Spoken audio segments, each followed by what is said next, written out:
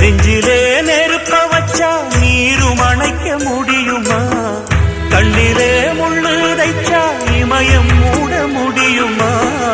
பாரத கதையில் கூட பழியில் முடிஞ்ச காவியந்தான்.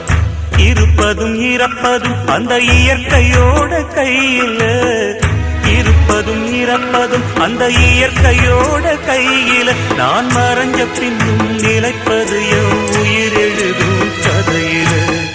சந்திரனே சூரியனே நட்சத்திர நாயகனே, சந்திரனே சூரியனே நட்சத்திர நாயகனே.